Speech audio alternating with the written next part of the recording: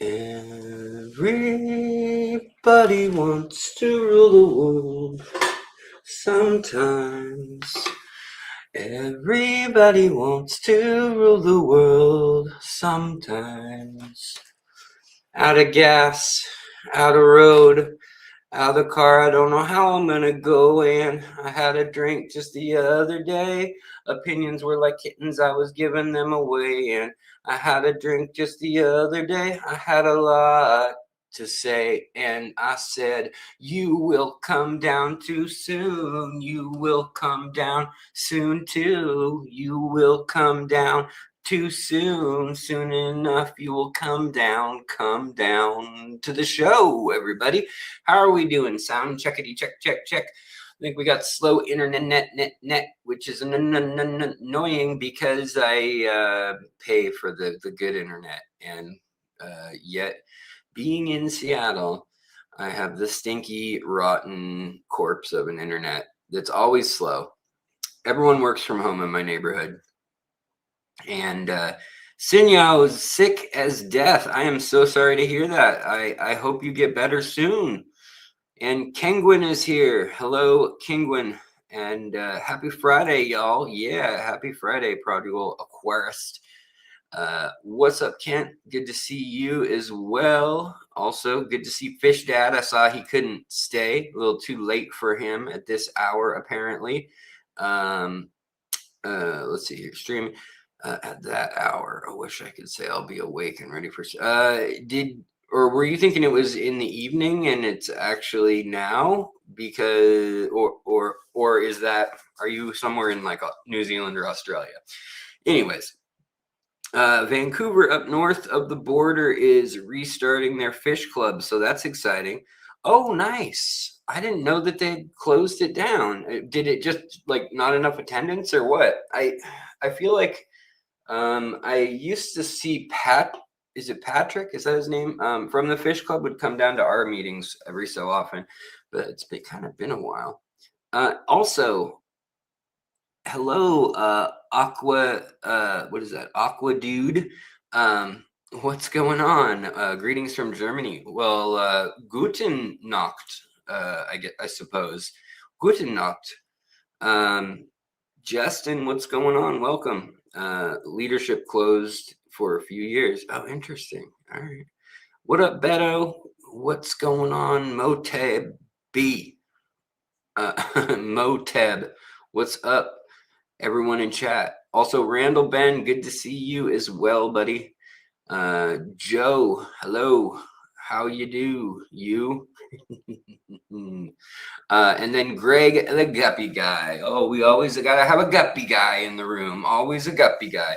So I don't have a topic today. Today's just, free for all, free swim. We can talk about whatever. If you have questions, that's great. Hello from Switzerland. Well, guten Nacht. And him flip. What is going on, everybody? So I kind of was thinking, like, let's chat about our favorite community fish. That was one thought that was in my head, but we don't need to necessarily do that. And then also I was like, well, we could go look at some of my tanks, I suppose. They're not looking that good in particular. And, I feel so weird in the fact that, like, I don't have that many tanks anymore. I've really got, oh, what's up? I feel like I've got the two in here, and then I've got the new one that is getting cycled as we speak finally, which is cool. I'm basically seasoning the water, and so making the videos that I said I was going to make about the new ADA stuff, I've had to actually like go watch the ADA videos and see like the proper way to put everything together, because I know the way to roughly put stuff together, but there's little details like, oh, you got to leave a drip loop, or you need to buy a certain quality gauge of, CO2 resistance so it doesn't pop, airline, stuff like that. there's just little details that I'm like, I should brush up and make sure that I know all that. So I'm like going back and watching all these videos that I haven't watched in a long time. And it's good for me to do that. The thing that the rut that I've gotten into now is that I keep thinking about things now as someone who's been in the hobby for 30 years, essentially, since I was a little kid. I mean, and so when I started the channel, I kind of had fresh eyes because I also was just getting into aquascaping and planted tanks again, like for the first time, really, about 10 years ago. Um, and I had taken on the apprenticeship or internship, whatever you want to call it, working with Aquarium Zen in Seattle. And so the aquascaping side of things was new to me, whereas the keeping fish I'd been doing for my whole life since I was a little kid. But now, ever since the channel has been a thing, I wanted to learn, quote unquote, the right way, or the deep knowledge, the why, the annoying. I'm that little annoying kid in, pulling on their parents' sleeve saying, "Why, mommy? Why?" And then, they give you the answer to one thing and you say, "Well, but why? But why that? But why that? But why that?" And when I made videos, 2000 now, for in the channel's history, I feel like I've done everything sometimes. Like, I feel like I've done a video on everything, and I forget that, like, one, some of those videos are 9 years old or whatever now, and could stand to be revisited, and definitely a lot of them could stand to be edited and edited, refilmed, you name it, just remade basically. So but oftentimes I'll think of things, why do I don't know, why do I'm trying to think of a good example.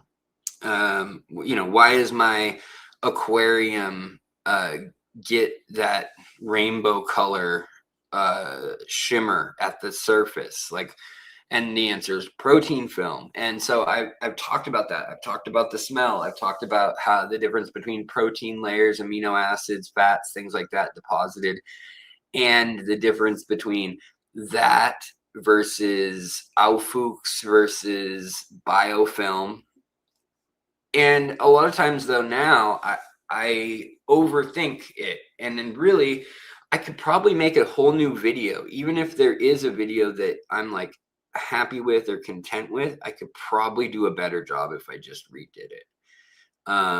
So yeah, I have to say that I've been dealing not just with the all the health stuff and that being hard on me for the last year or two, but like or a year and a half, I guess.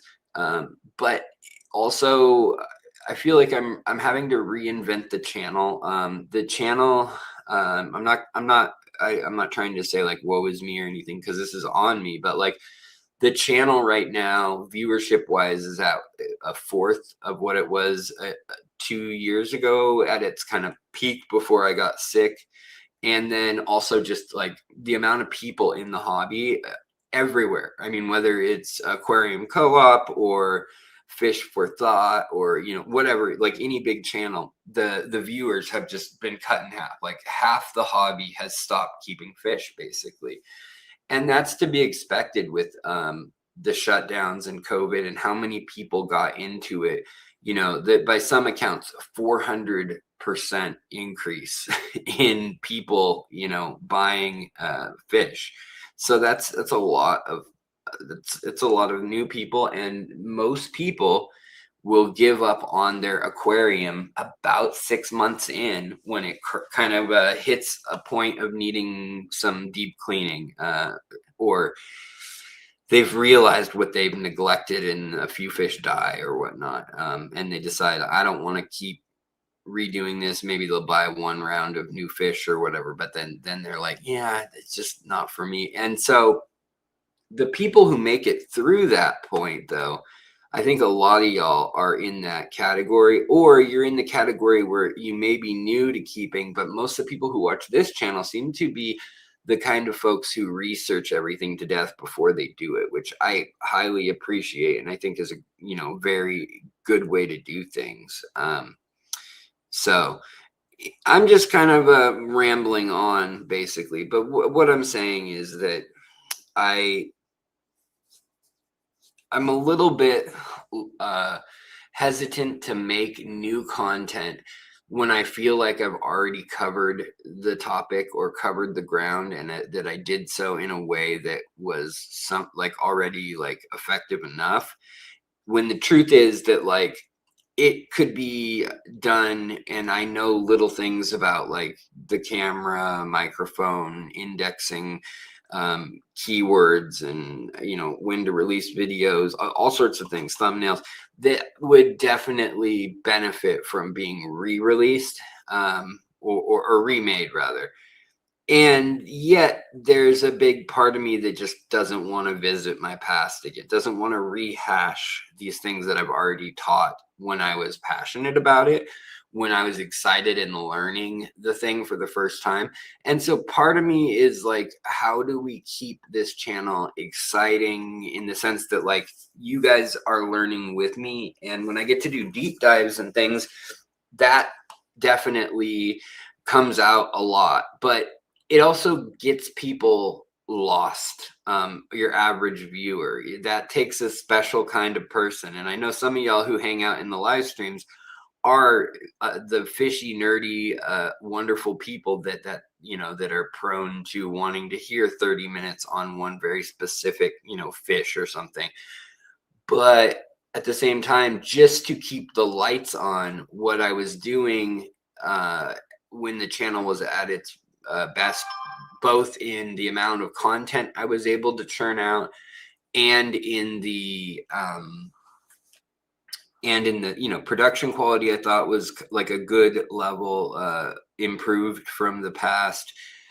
It was about 2 years ago, and so I think it's on me that the viewership numbers and stuff on videos aren't as high, or aren't as it's not as engaged of a viewer base, and YouTube reflects that and doesn't alert people as much either. But the most frustrating thing that I have to say, and I watched a video last night, and then we'll talk about fish again, but I watched a video last night, and it was about this creator. And he's a journalist slash, I don't know if you want to call him like a gotcha journalist, or like a stunt slash comedy or prank guy. But he then kind of skirted and started doing more serious journalism. But anyways, he had a health problem, and he had a septic infection, just like I had a year and a half ago. But he had his whole body, he didn't have insurance, and so he didn't go to the hospital. And I think the first time he went, they just didn't give him good info or whatever. But he ended up with heart failure and kidney and liver failure and all sorts of really bad stuff. But you could just see also that trying to run his channel was just draining the guy. And why I'm mentioning this is just because it is so draining on your psyche to work for a company like YouTube, where they don't tell us when the bar has been moved. So I don't know when I can start using the @ symbol and tagging other creators, and if that's a good thing or if that's a bad thing. Like if you were to tag someone who has bad stats, does that bring your stats down? If you tag someone with good stats, does that bring your search credibility up? They don't come out usually and say, hey, we're changing this and these are the implications. They just kind of do it. And a lot of times they will say, if you get them on the chat, the YouTube tech people will be like, well, it's the algorithm and the exact way we formulate our searches, or how we rank listings and how we index channels.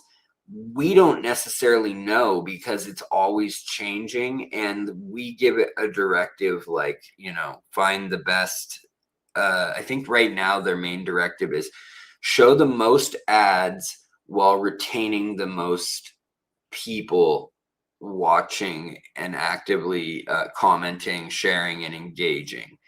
And to them, that then becomes the gold standard, and everything else falls by the wayside of what makes the platform unique, or what makes YouTube anything different than any other like shorts content. It just seems like everything's converging towards making shorts. And so part of that has been really hard on my I guess emotions and brain and everything.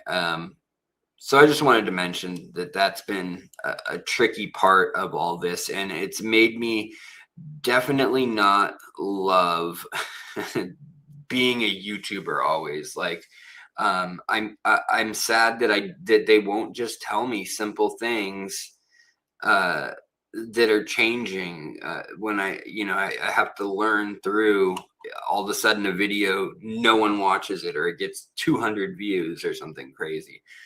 The Ivan Mikolji video. So if you guys didn't know, hold on, I want to get the book because I do want to show you guys on the live stream what a beautiful book this is too.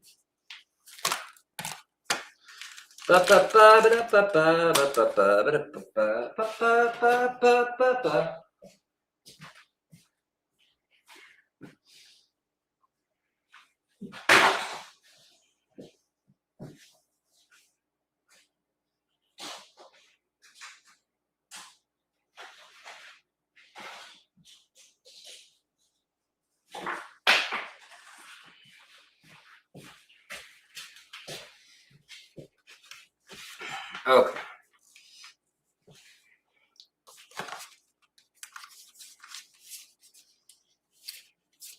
Me. Also, by the way, Imperial Aquatics, if you use the code Fishery10, you get 10%. Or wait, no, just Fishery.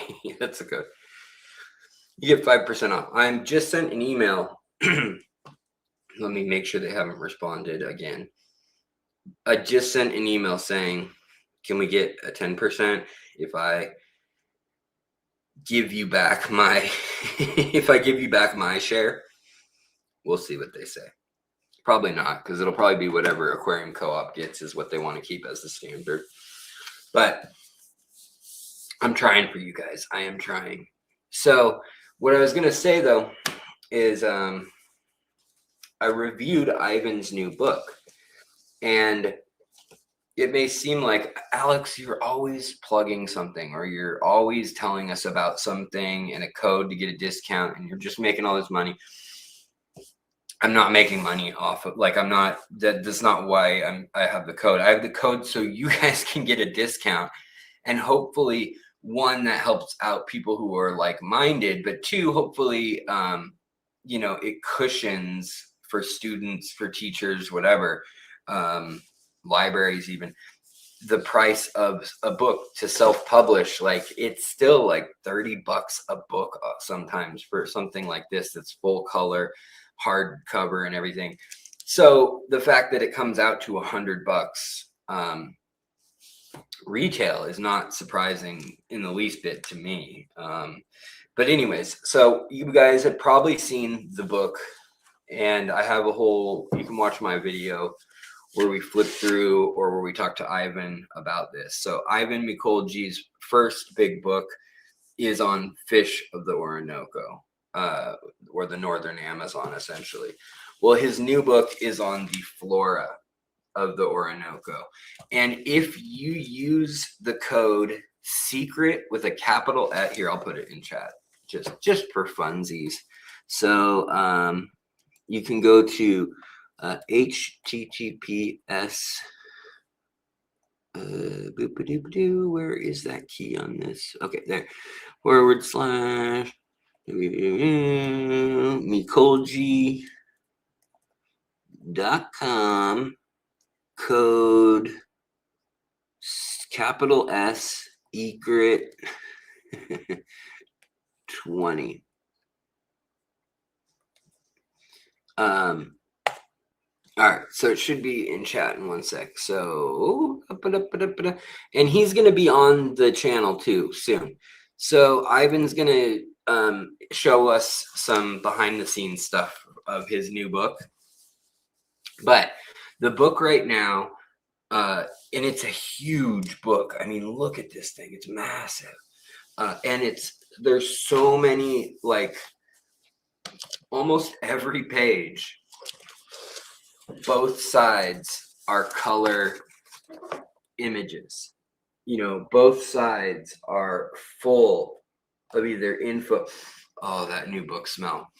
Oh, I love that. But you know, I had the fortune of being able to watch him decide what he was going to put in this book. So he has I think there's over 1,400 pictures or something crazy in this book. Like there's a cardinal tetra, but it shows the fish in its habitat with the plants. Then it will show the plants like in the wet season, and if they have a version in the dry season, or when the plant grows out and is colorful versus when it is not. And so you see the various forms of the plant, which is what drives me nuts about a lot of plant ID books, is you see a plant and they'll say, this is, Ludwigia palustris. And it's this, cool plant. It's got a purple heart on the leaf. It's got all these cool flowers that have like pink, purple, and white kind of little kernels kind of all the way up, almost like a loose corn cob or cattail or something, like this bloom that's in like a cone.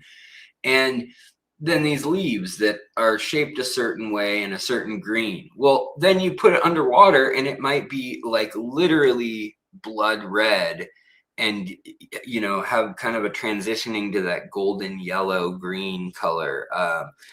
And which one is the right one to show? Like the answer is they're all valid.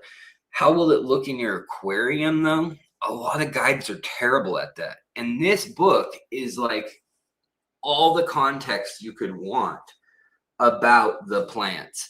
And he really includes interesting little details about his 30 years of making this book and he's working on a series, if you didn't know. So Ivan is my partner in the Green Earth Alliance, and I need to make apparently a video again about that. I have made one in the past, but now that we're more actively doing things with the nonprofit, I need to make kind of an update of like what it is we do, what's going on and how people can get involved, all that kind of stuff. But his first book is on the fish of the Orinoco and Venezuela, right?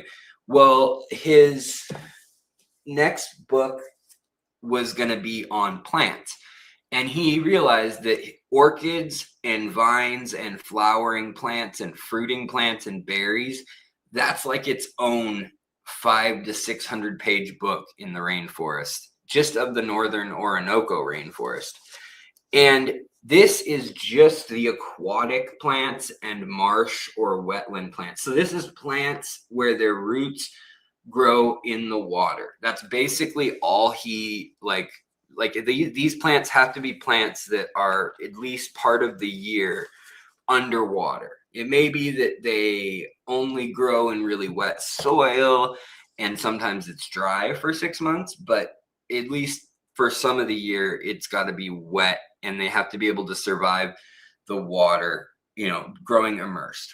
Whereas his next book is going to be the more about orchids and the flowering, stuff that has evolved side by side, has a specific wasp for it, like flower or a moth or butterfly or hummingbird that fits perfectly with it, those kind of cool things.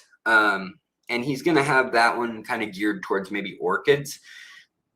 He has photographed something like over 50 orchids that they didn't know existed in botany anywhere in the world, that are from the Orinoco, just from his life of looking around and saying like, oh, I've seen that one all the time. I've seen that one all the time. I see these 300, all throughout my life. I've seen them, but that's one that I haven't, and he'll take a picture of it and submit it to a bunch of different universities, and lo and behold, everyone is debating what it is or saying that they don't know what it is, and then he'll track that info down, and sometimes that takes years and years, and that's why it's taking years in between books, as well as the fact that for this book, he went back, and so like I said, there's the underwater pictures that are beautiful, and then there are the flowering or fruit body pictures. And then in some cases, he even has like once the plant loses its leaves and starts to kind of look more beat up, but if it survives and keeps growing, then he shows that too, and shows how the pods or the whether it's seed pods or nuts or fruit or whatever, not that there's a lot of fruit on aquatic plants, but he shows what that looks like, and how it, like this, it looks like a little bean pod in some species. It's really unique too, in that he has stories all throughout this. So as an example, he let me find a fun one. Like, here's cattails. Like, everyone knows what a cattail looks like, so it's a good example. There's a nice picture of cattails, and then he's got these pictures here of what it looks like before and after it kind of like goes to seed, and then it's got a word on them, and it says like they're found all the way from Texas, Tasmania, Thailand, Trinidad, Tobago, blah blah blah blah. So it goes on and on. Then it says what plants are found with it in the wild, so which plants he's seen with it and that are like known to be with it. It also has, of course, the Latin name, and then it says who discovered it in what year, like who named it and all that. And then it has the breakdown of phylum, class, order, family, genus, species right here.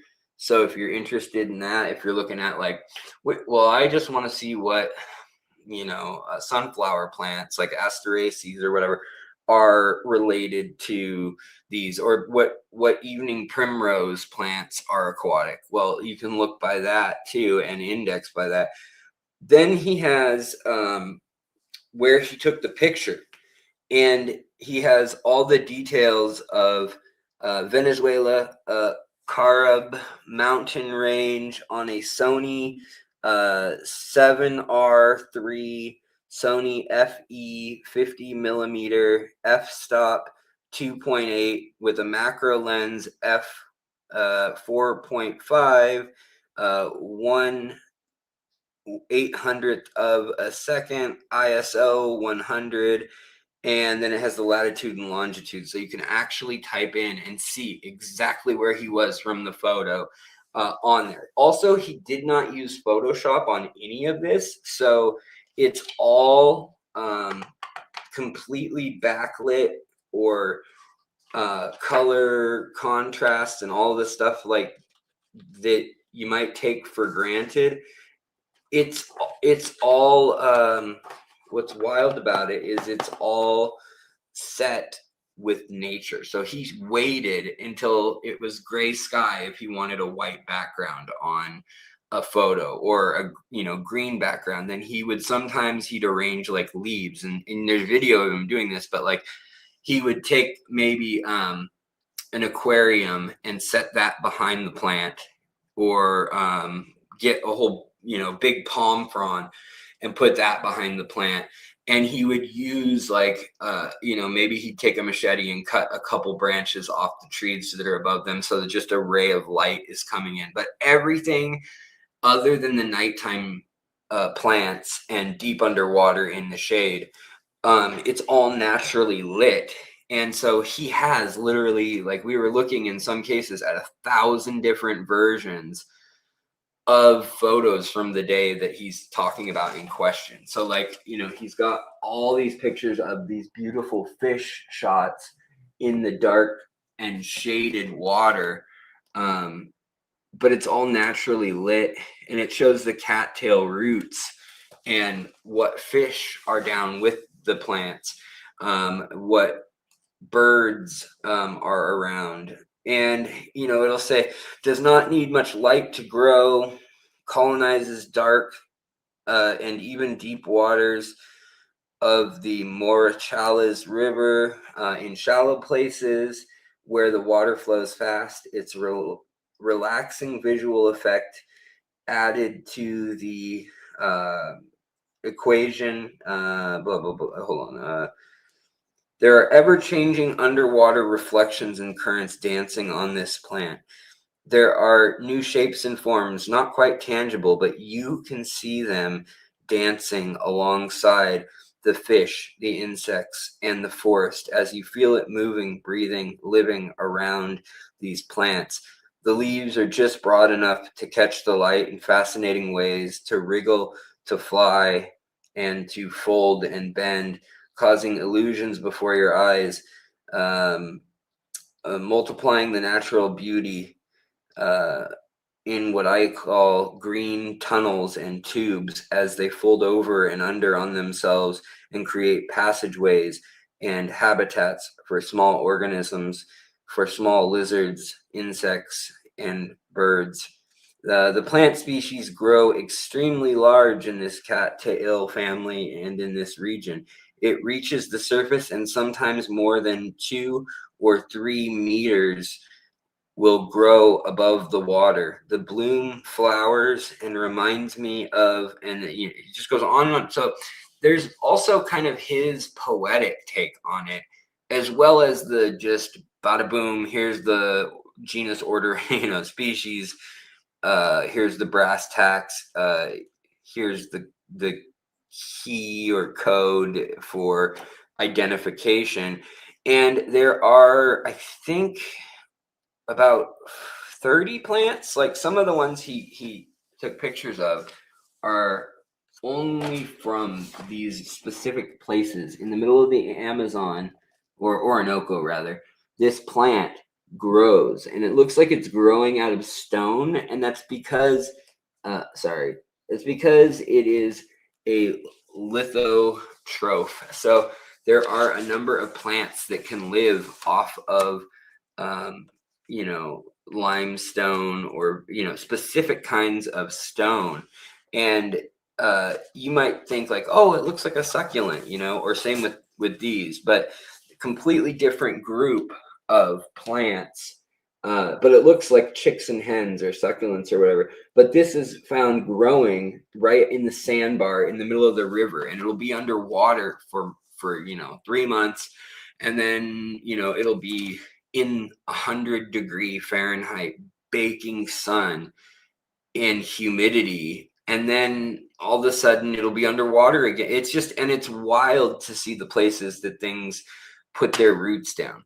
So again, if you're interested in that, I was able to get 20% off for y'all as kind of a my goodwill as his friend and partner with the Green Earth Alliance, and also just Ivan's a cool dude, but he is only printing 1,000. The code I have for you guys, if you are interested, is Secret 20 with a capital S and no spaces. So Secret 20, and again, cool book. He also had 100 copies left in Venezuela of this book, and I love this book. This is one of my favorite books because also, like the Flora book, it has like these whimsical, beautiful photos that are literally used by National Geographic, Discovery, Netflix, the Science Channel, the BBC, all these, Planet Earth even. Like, he's been featured like everywhere. It's crazy. If it's of the Orinoco, it's either Ivan or Oliver Lucanis. It's like one of the two of them, basically.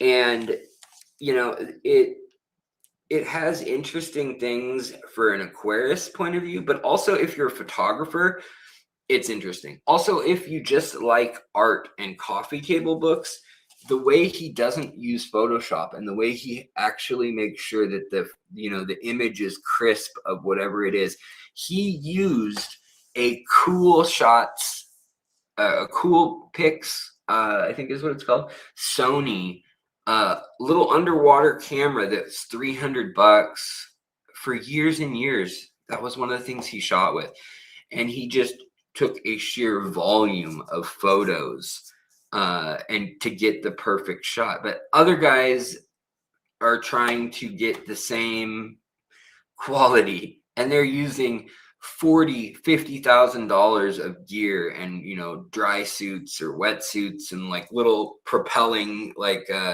little jet ski things that not jet ski, but they're like a little prop that pulls you around and stuff to film with, and all these lights, and like they wear these backpacks with like 2 or 3 big light rigs, and just crazy amounts of gear. And then they've got their 5D, and it's in a casing housing. Then they've got their telephoto or macro, whatever their setup is, massive $20,000 lens. And he was doing it for years with a point and shoot camera, just in pro mode or whatever. But he'd set the settings and then he'd swim underwater, and he got so good at knowing what that would be that even though you can't really adjust the settings underwater and see what you're doing, he could just like set that above water, turn the little dials, put it at ISO this, f-stop that, and he includes that because that metadata is saved in your photos, and so he includes that, which is really cool too. So it really like allows you to get into the mindset and into the process, which I think is super cool. And the book is $135 normally, but with the discount I have with the code SECRET20, it's $108. Still a really expensive book, but it's over 450 pages, and to me, it's a really great book. Just to put on like your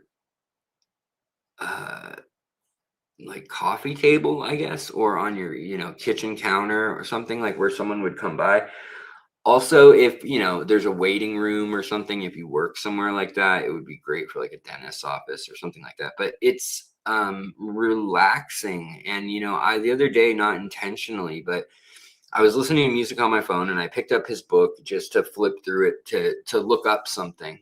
And I was curious. I was like, isn't that the same plant that he was talking about, that Echinodorus sword plant that was growing, and it had these like crazy purple and red colors on it, and like looked like little teddy bear ears or whatever. And I was trying to look back through the book, and I was listening to music, and I realized that I was just looking at the pictures and listening to the music and not reading the story part.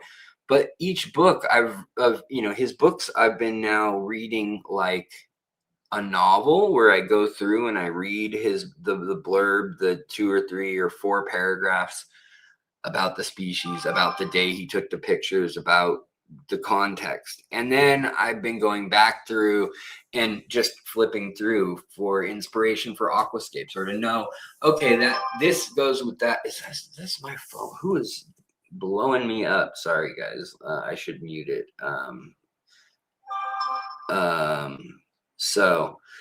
It's Ivan. He just said, "Oh, that's nice of you to shout me out." I don't think he knows I'm live right now, but that's super funny.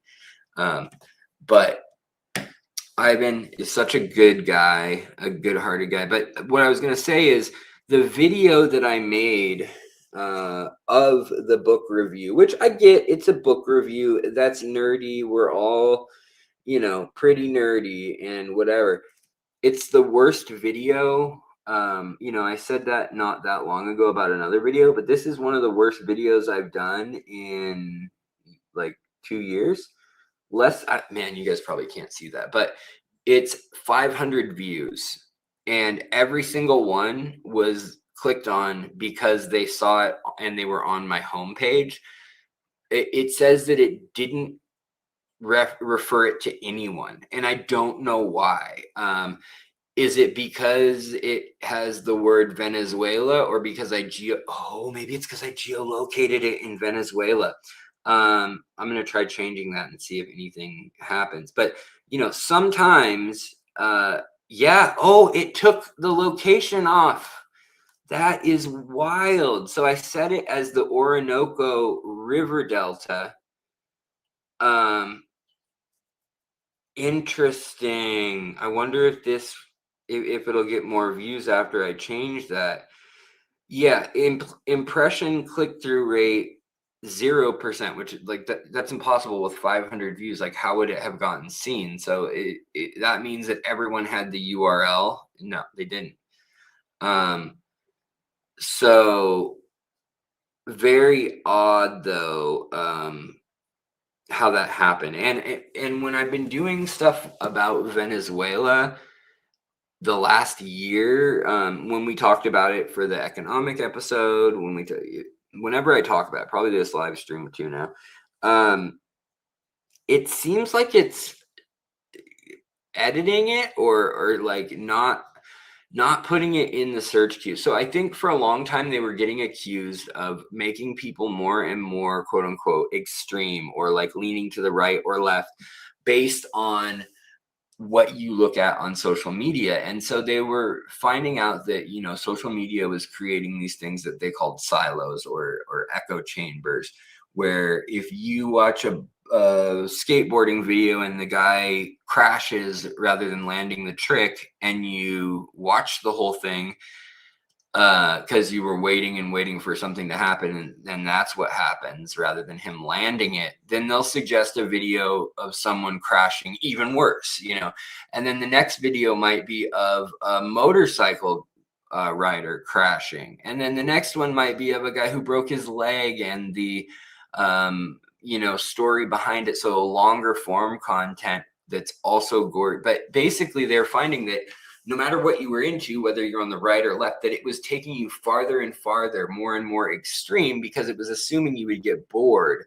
The algorithm kind of knew whatever it was you were looking at, and it went toward it. It starts you off in kind of middle ground, and then knows what the most ADHD, unfocused, unwatching people, where they end up or when they stop watching, and it tries to push you right to that point. So one of the things that can mean though is that you don't that it's putting people into places that they're like, I got online to watch a skateboard, a Red Bull skating video, and I ended up looking at like Johnny Knoxville's behind the scenes of making of Jackass, and the history of Rotten.com, or snuff films or something, like the history of that. Well, they tried to counter that, and the other thing is people were also trying to get like videos for so say I have a fish video and it's during the Super Bowl, I'd say like, what is the best best aquarium, or the Seattle Aquarium has like, I'd tag Seattle Aquarium and we'd talk about that for the live stream. So people utilizing and word stuffing or keyword stuffing. If Justin Bieber or Taylor Swift's album came out, people in the fish hobby would be trying to incorporate it into their keywords. And YouTube got smart in that if you don't talk about it at all in the video and there's no reference to it visually or anything, now they will basically penalize you and they won't promote the video. So I kind of wonder sometimes if they think that like I'm trying to riff off what was going on globally with Maduro and all that stuff, because it has impacted Ivan, and because the Orinoco is in Venezuela, and because the location I set to Venezuela. So, I wonder if that has a part. So I don't know, but it's interesting nonetheless, like to see why it did so poorly, when I think it's, a topic that plenty of folks usually are interested in at least seeing that. And then not to mention the fact that I give a discount. So I also think the fact that I mention coupon or discount or savings, that seems to make videos do poorly as well. Whereas that used to be a surefire way to get more people to your video. Now I think it's actually counting it as thinking you're doing something outside of the YouTube ecosystem.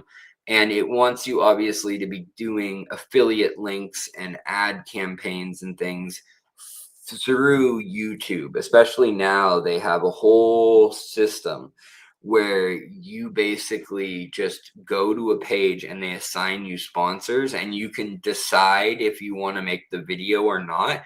And then depending on how many people watch and click, they'll give you some amount of money. So like I looked the other day just out of curiosity and I was offered an ad by Zyn, which is the like nicotine chewing thing, which I was like, what does that have to do with fish at all? And it doesn't, but they're willing to uh, like put it wherever, it doesn't matter. And so in the world of trying to make more and more money and make everything able to commodify everything, they want it to be advertiser friendly, they don't want it to be controversial, and they don't want it to be keyword stuffed and inaccurate too, because people get really mad when they get a bait and switch when they think it's going to be Justin Bieber's new album leaked and it turns out that it's some guy covering his early work in a basement who's 40, right? Like that would be a major letdown, and rightfully so that YouTube does that. But all of these things combined are very odd to me, that like that video did so poorly on such a cool book and such a beautiful book. And even just the thumbnail I thought was fairly colorful and interesting. But anyhow, Stephen P, what's going on, buddy? Sin Yao, good to see you. Let's see here. I'm gonna jump back into chat now that I've been on a real long crazy tangent. I apologize. Hey, greetings. Hello to everyone in chat. Fish Dad, you're awake. Were you thinking that the chat was going to be at 11 p.m. or are you somewhere over on in the southeastern hemisphere or something? What's up? Boy. Okay. Profuse abuse of booze. It's actually pronounced buche, bucha philandra. Fishery. I have a Burberry. No, I have Asian leeches everywhere terrorizing my shrimp tank. Can you recommend anything that will kill those? Already dosed with fenbendazole. It doesn't seem to be working. Yes, so there's some things that kill true worms and leeches, and it does it by basically dehydrating them or by giving them a heart attack and like overstimulating them. Sorry guys, I gotta stand, my back's hurting really bad.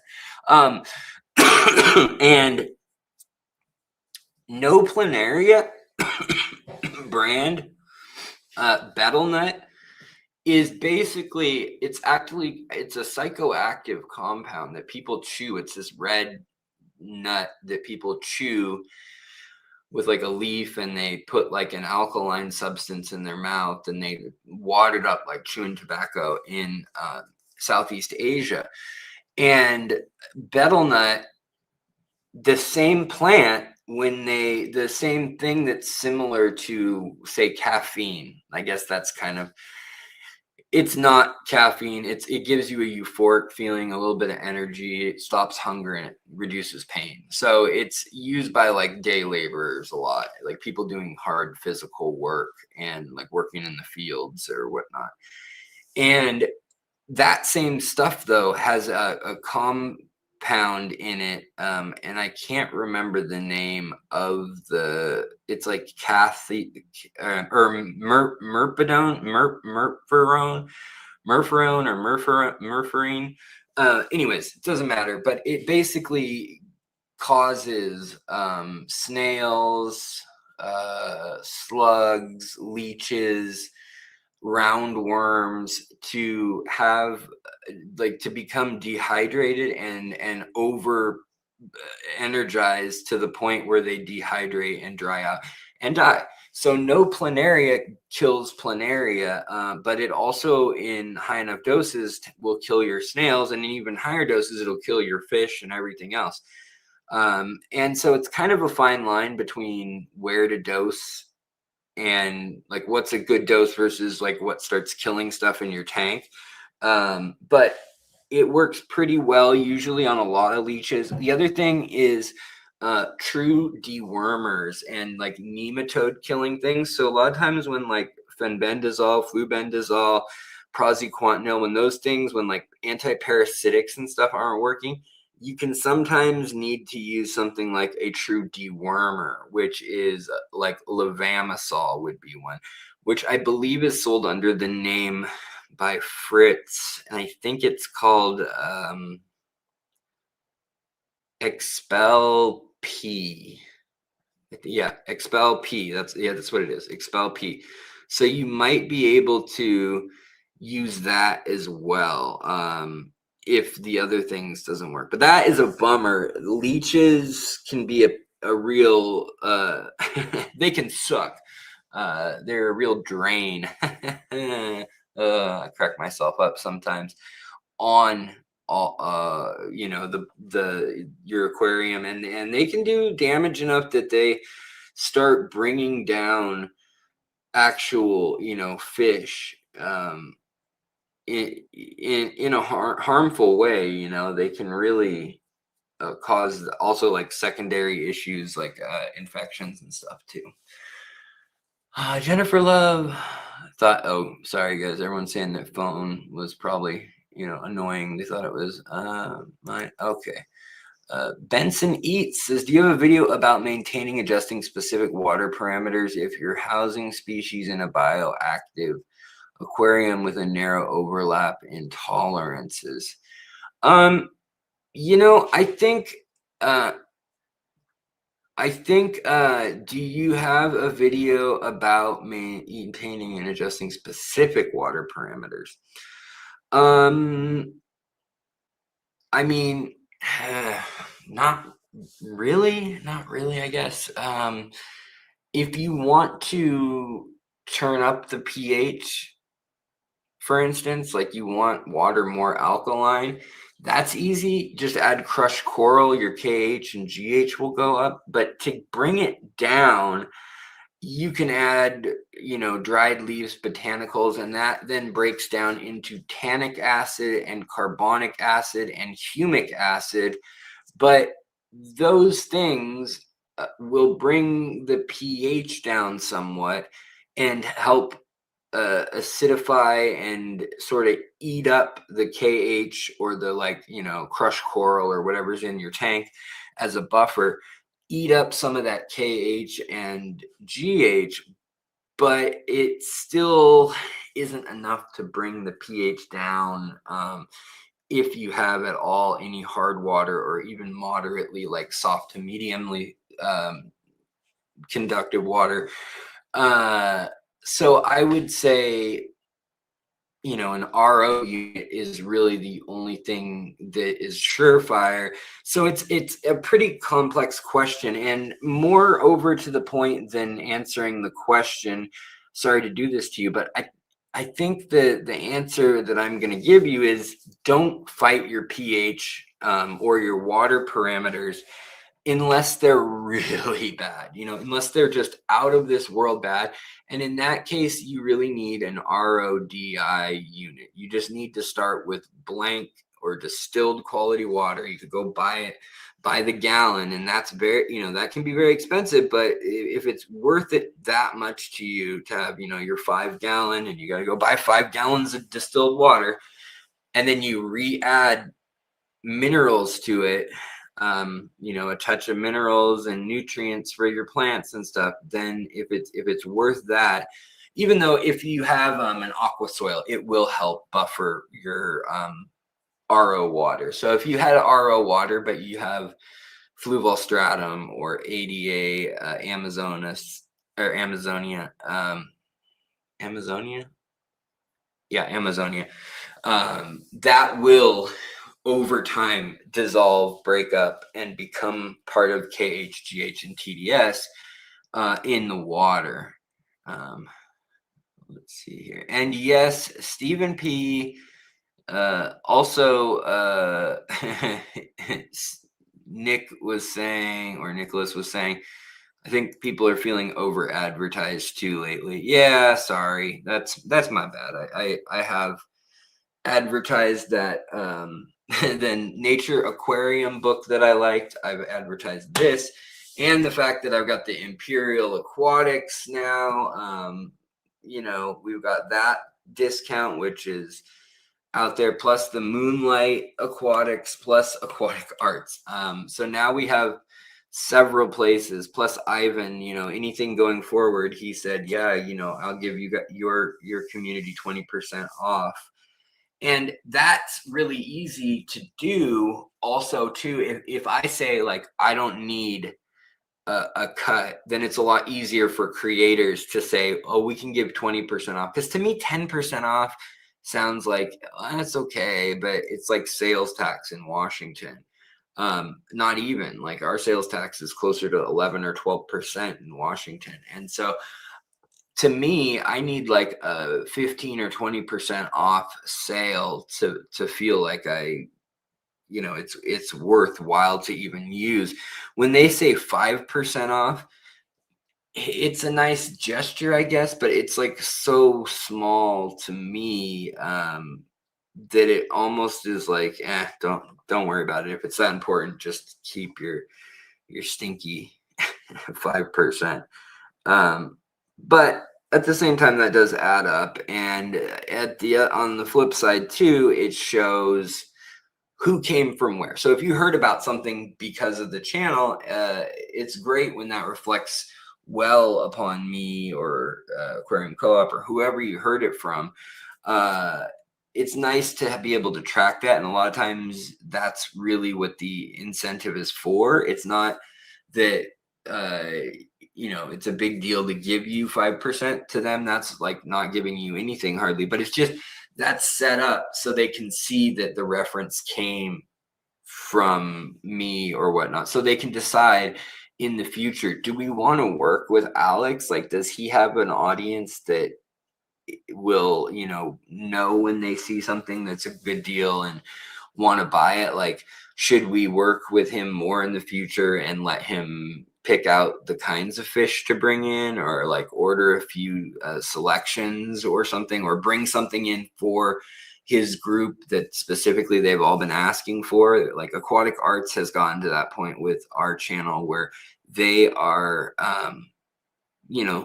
allowing me to kind of say, like, oh, it'd be so cool if you got some Kalitawa rainbow fish, and like next thing I know, they've got Kalitawa rainbow fish. So that's pretty awesome when they'll work with you like that, because they see that people do actually see the deals or understand that I'm introducing, kind of playing Maven, connecting, matchmaker, make me a match, give me to somebody who's gonna use cash. All right, let's see here. Is one better than the other between Planaria and Excel P? I think it's Expel P, by the way, but no, I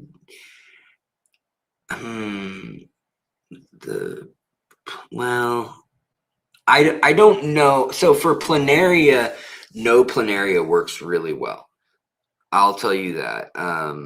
And you can use it. It is a lot of those chemicals, by the way, are photosensitive. So you want to dose right before you turn the lights off on the tank, or if you can, even after you turn the lights off on the tank. But a lot of times when I dose antibiotics or antifungals or anything, I will feed the fish right after the lights have gone off too. So they'll come to the top, and then as I dose the packet of whatever it is, or I mix it into a cup of water and then pour that in, they're getting like they're kind of eating what's at the surface as much as they can and wolfing it down. And hopefully some of that, they end up eating also a higher dose of the antifungal or whatever it is. But yeah, with the leeches and paramecium and stuff, it's hard to know,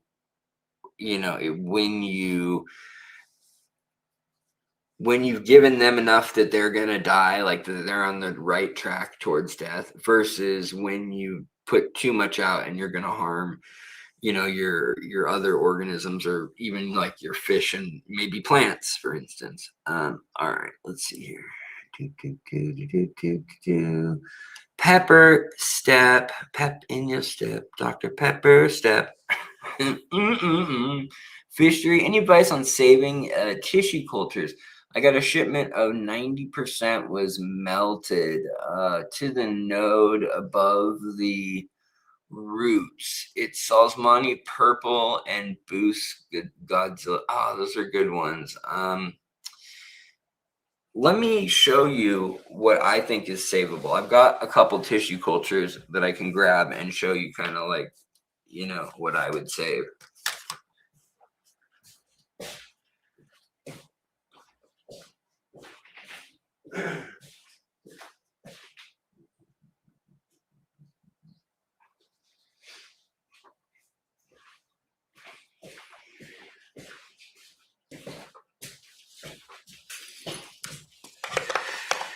All right. So I have some tissue cultures here, and you can see like, it's brown water. It's not clear. And why is there water in there? Why isn't there gel? Well, I still consider a lot of these savable when they're like this. As long as the green stem is okay, you can bring back a lot of them from stem. And even on some plants like these, where you're starting to get a lot of blonde or dead plants, some amount, this is Bacopa salzmani also, that is deader than a doornail on the side there, like that's all like that. But in these tissue cultures, at the center, they dose with what is called callus, or the kind of I guess you'd call them stem cell root or stem cells kind of. And so you can get basically some of that stuff that looks like top ramen that's still firm as long as it isn't mushy. And you basically can run it under lukewarm water from your tap, and just with your hands gently just try to get rid of some of the dead debris, because all this dead tan colored stuff is just going to cascade into more dead leaves. So getting rid of as much of that as possible. And then if you're left with, just a few like strands of the plant and a leaf, it'll still grow a lot of times. Like here, you could use this little piece of this Myraphyllum Guyana, even though that's toast at the bottom. Like a lot of times you'll see these marked like 50% off, or 70% off, or even they'll give them away. And I still pick them up when I get the chance, even when they're completely supposedly toast. Like there is some green still there. There are some tissue nodes growing. You need to baby it and kind of only have a few starts and kind of grow out the roots and like help them along? Probably. Will CO2 really help, and generally highlight and that kind of stuff help? Yeah, it's probably only going to work either that way, or you can float them sometimes if they're not moving too crazily. It just kind of depends on the species, but with most stem plants, they can move around, but other plants don't like it, obviously. Like crypts and stuff, you don't want to like float those necessarily. But a lot of plants like stem plants, hornwort, kabamba, elodia, anacris, that kind of stuff, it's a fragmental, it can be grown by fragmentation too. So even if you have a little piece like this, where it's mostly yellow, you can still try to float those pieces and hit them with high light, and they should continue to put out little runners or little growth nodes, hopefully. Now, it doesn't always work, and the longer you wait, the more that becomes unsavable. But you'd be surprised what comes back sometimes. Just put it in a big enough tank that if it dies, you're not the organic debris and the hormones on the little jelly stuff, even though you're supposed to wash as much of that off as you can. It still kind of lingers, and ideally you want pretty clean water, and you want to be doing water changes. You don't want to have old mulm and algae and stuff like that, because it's not going to have a fighting chance to outcompete that stuff when it's that weak of a plant already. Let's see here.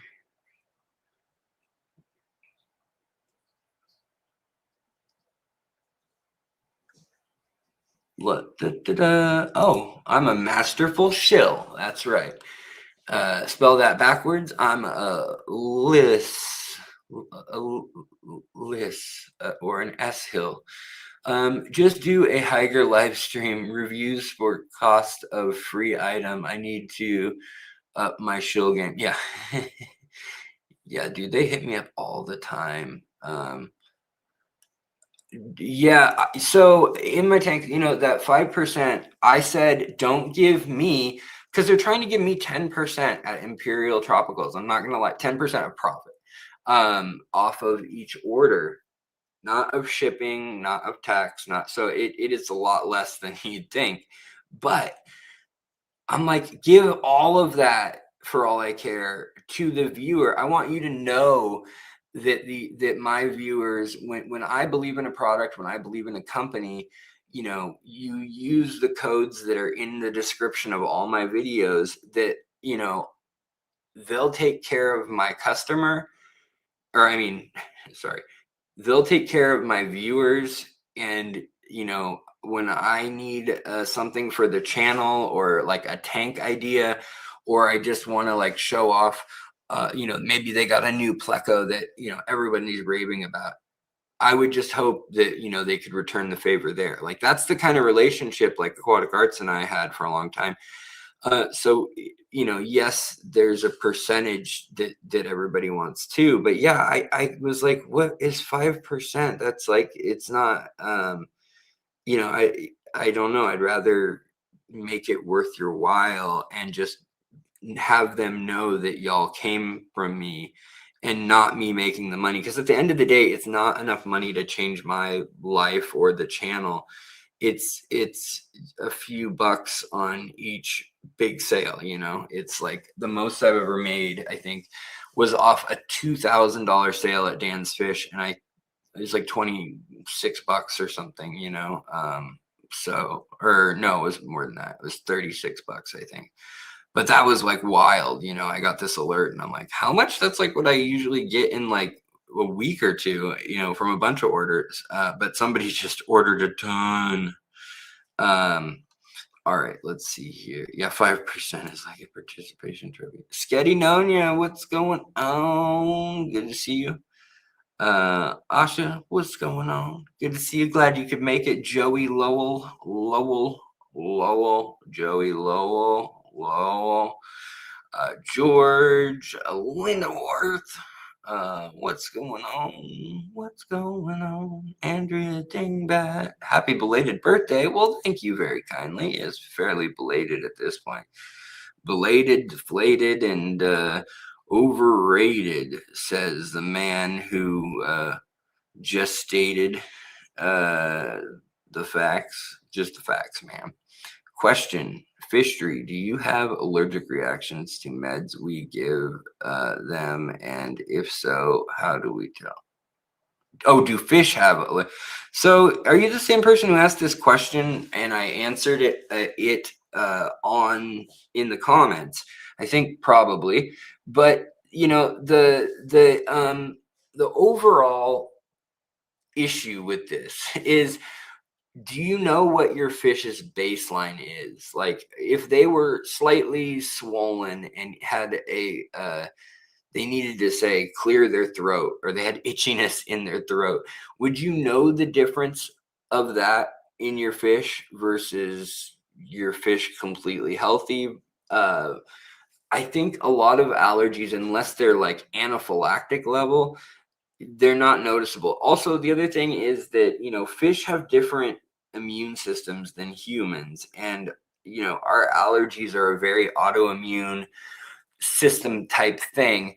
And theirs are on the outside of their body in a lot of cases, their slime coat. So if you start seeing like the fish having like a milky white or like off colored slime coat, or the slime coat, coming off in like these sheets of like mucusy looking stuff, that can be a sign that maybe there's something like an allergy. But at the same time, we might say, oh, is it, organ failure, or is it this or that or the other?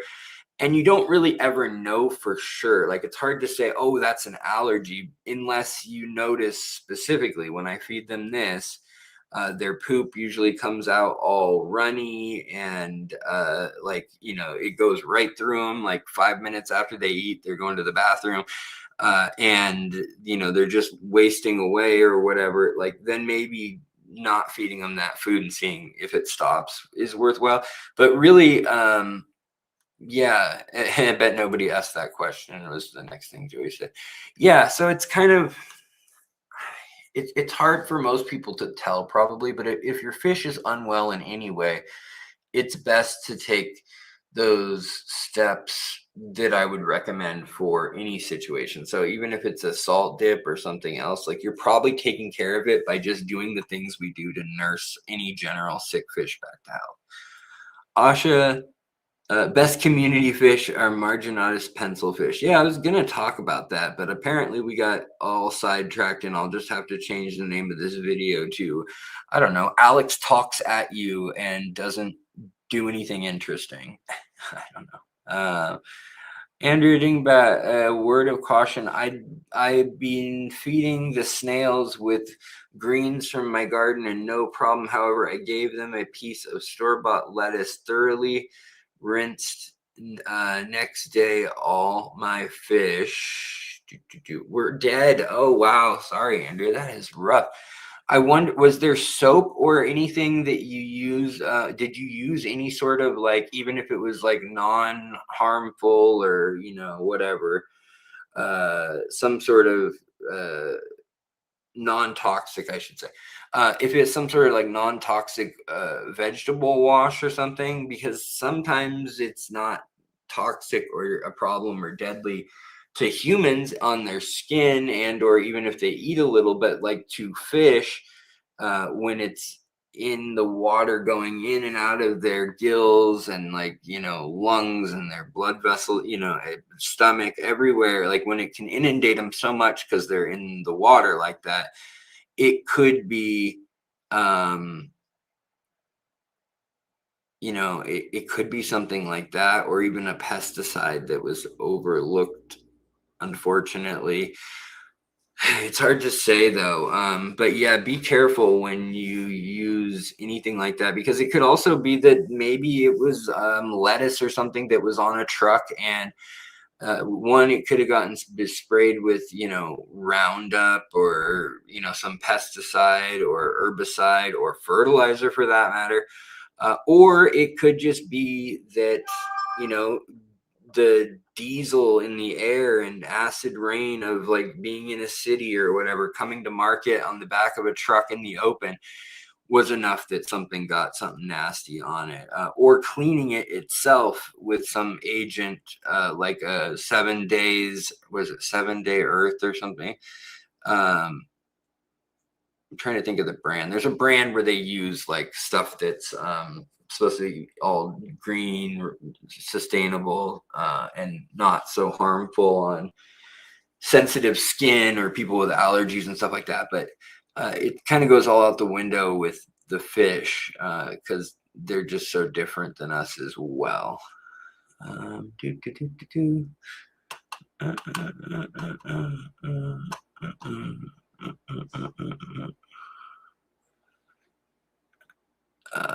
Do, do, do, do, do, do, do, do. All right, let's see here. Hey, Brush It Off 503. G'day. G'day, my friend. Um, y'all talking about Higer and how crazy they are about trying to get you to do reviews. I know, and you get a lot of fake crap too. When you're a YouTuber of any size, 10,000 people, or you probably even around 5,000 subscribers. I started seeing it years ago where, somebody will come in and say, I've got this great opportunity and we want you to partner with Kodak or, some big brand you've heard of. And then you look at it and the email's like bob@gmail dot, forward Kodak, Germany 2025 number 8 or whatever. And you're like, that doesn't seem like what the email should read as, but a lot of people get got that way, and as a creator, there's always people trying to I guess get a hold of whatever it is, or are talking about that way. Octopus red waving,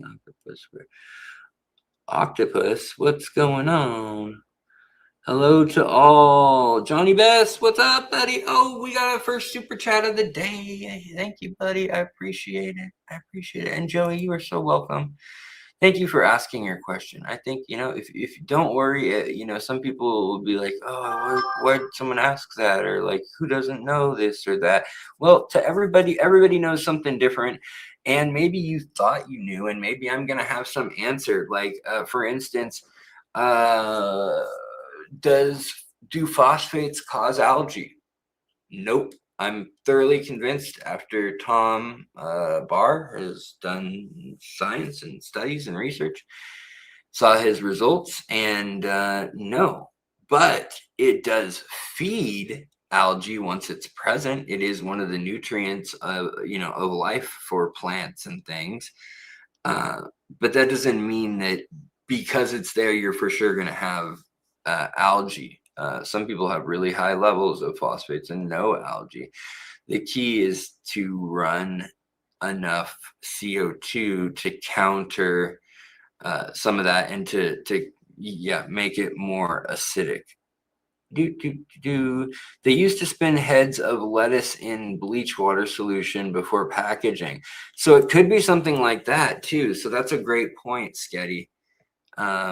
Yeah, sorry to hear that though, that your fish did not make it. I'm going to try to open up my own fish store, and I'm going to sell the fish at prices we had in the 70s and 80s just to show people you do not need to be greedy to make money. Well, I agree that that's true, but I think you might need to be a little greedy, man.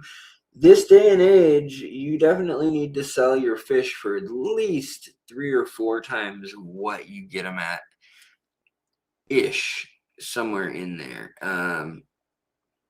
Yeah, I would say that just because of logistics and like, yeah. My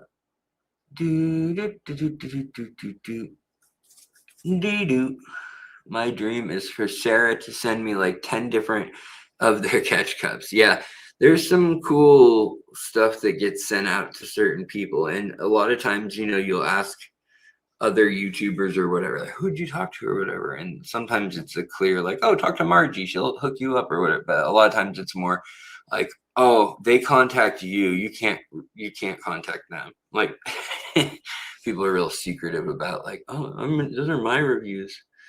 Penguin, don't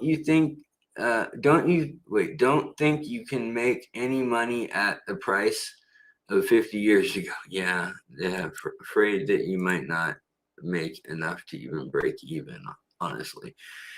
It's just my 2 cents. Hey, Cinnamon, Randall Ben, I know that whatever I'm doing proves that I'm nothing except that I'm super good at being lucky. Hey, well, if that's the MO that works for you, you're spreading joy to the world. So mazel tov.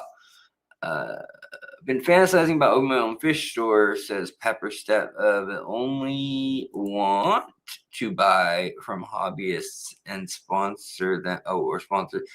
That would be a cool idea. That was originally, I thought, like when we were talking about it and we were told the idea for aquarium co-op, I thought it was going to be all of the people who breed fish in the aquarium society and stuff around here.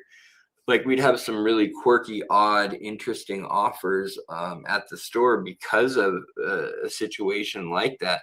But then no, hardly anybody other than like Master Fish Breeder Dean and a couple other people, hardly anybody does aquarium co-op, buys from a very, very tiny fraction of a couple employees and a couple close friends of his, but they don't really openly buy from other breeders or local hobbyists that want to come in for store credit. Even there's exceptions, but as a general rule, they kind of just like flag it off, like just push it away. My store plan is to run it out of my house and never open, and it's never open and nothing is for sale. Hey, I like that plan. It's a good plan, Stephen.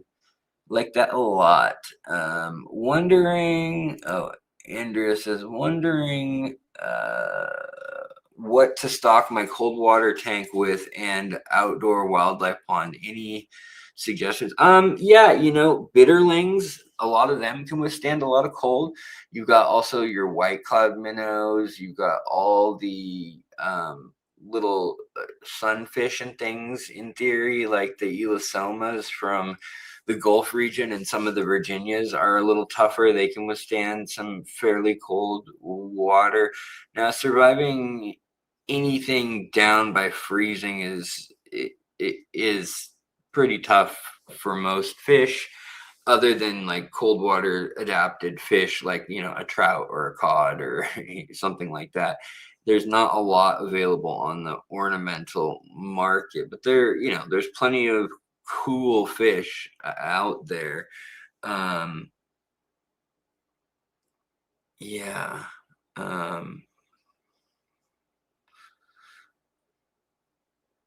Yeah. Just looking at a comment here. Hey, U.S. Marine Corps, what's going on? Good to see you. Oh, Arizona, you got a decent club. Well, that's good. I mean, that means a lot. That's awesome.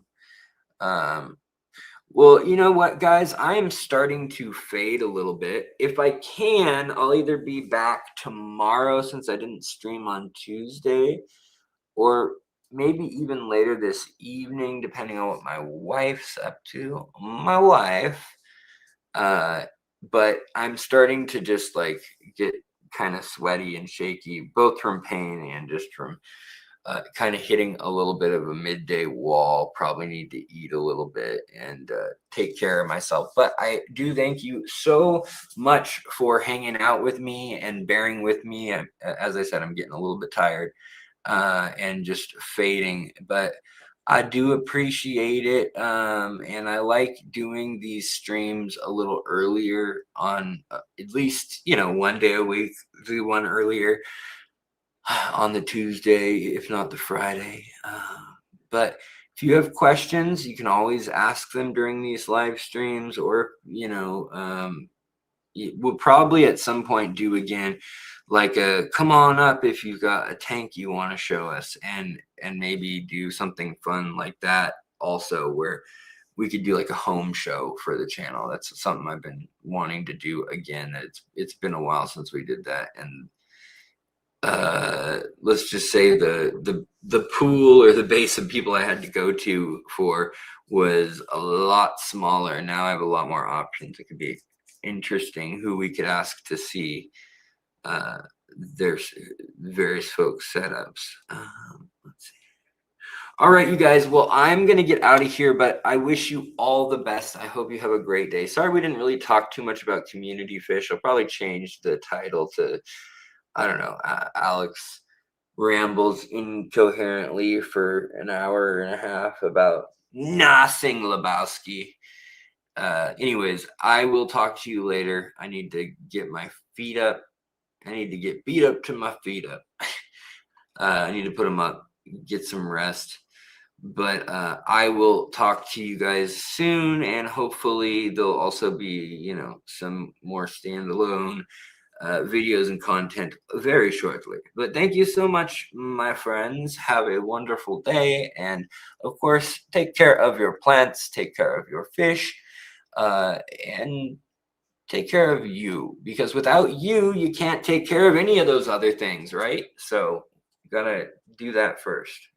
And on that note, I need to hydrate and rest. All right, guys, I will see you later. Much love. Peace. Out of gas, out of road, out of car.